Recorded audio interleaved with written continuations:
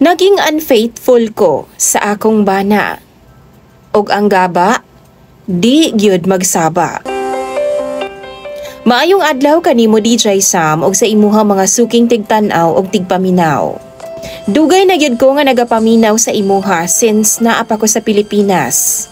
Pero gigamit na ako ang dummy account para ma-hide ang akong identidad. I-share lang na ako DJ sa mga akong experience. And I know nga daghan yun ang mo-judge sa akoa. Tawagan na lang ko sa pangalang Freya. Dili na ako na tinuod nga pangalan. 30 anyos ko DJ Sam o gikan ko sa Misamis Occidental. Way back 2020, ning larga ko sa Maynila para magtrabaho. Tuod man nakakita pud kog trabaho dayon sa usa ka klinik. Dito na sa Makati, DJ Sam. Minyo na ko, usa ka buk ang akong anak ug kasado ko ngadto sa akong bana. Akong bana DJ Sam nagtrabaho sa Mindanao. Samtang ako ga-work sa Maynila. Didto mingsulod ang usa ka lalaki nga tawgon na lang nato sa pangalang Leo.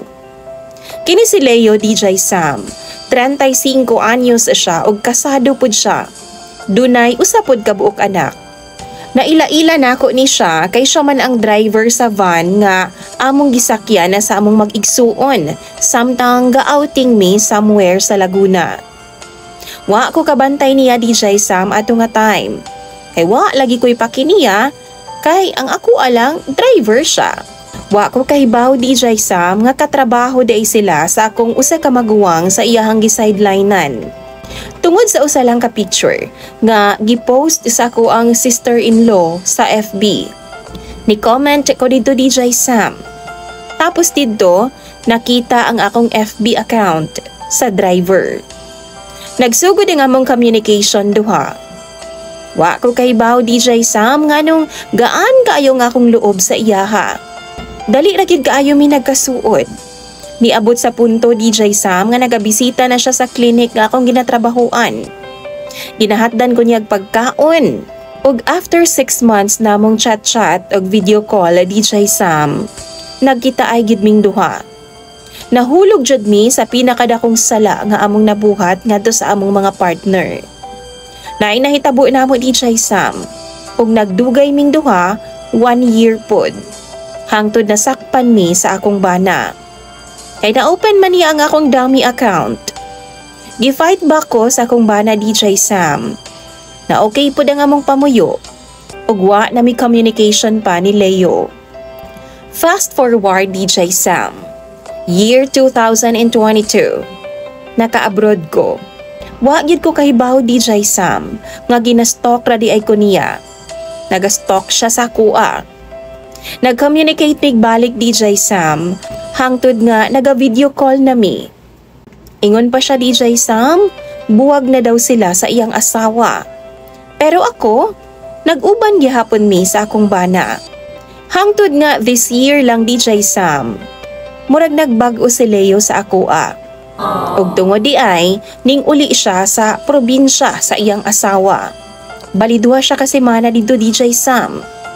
Sige gihapon mig communicate, pero patago siya. So nagduda ko DJ Sam, basin dili tinuod nga wa na gyud sila sa iyang asawa. Pero ginahatagan ko niyag assurance nga wa gyud ay nahitabo sa ilaha sa iyang asawa, bisan pag nag-usa daw sila sa usa ka bubong. Until nakabalik na lang si Leo sa Maynila DJ Sam. Ug didto, kiistorya niya sa ako nga na in love na daw siya balik sa akoa. Ug di na daw ko niya kayang buhian pa. Ang sa side pud na ako DJ Sam, need pud na ako mo step back. Kay para di maguba ang ilang pamilya. Kay sukad-sukad, kay bahuman ko nga dili ni love ang among duha ni Leo. Kundi uwag ragyo DJ Sam. Nag-decide ko na i-block na lang siya ug never na makipag-communicate pa kay Leo. Na-realize na ako DJ Sam nga maungwa siguro yung mga blessings nga niabot sa among kinabuhi. Why ayo ang among kahimtang? Kay do naman may ginapangloko nga tao, ang among mga partner. Mao nang gipili na ako ang tama DJ Sam. Maong sa ulahi, gipili na ako ang akong kaugalingon. Pero kami sa akong bana DJ Sam, nagkabuwag pud ming duha. Kay naaman pud di ay siya'y nabuntisan. Maunang karon, akong anak na lang ang akong prioridad. Ug sa tanang naminaw karon, dili unta ko ninyo awaton.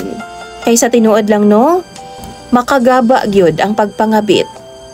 Wa gyud nay ayo nga padulngan, way pulos nga binuhatan. Dagan kayong salamat DJ Sam sa imuhang pagbasa ning ako ang kwento.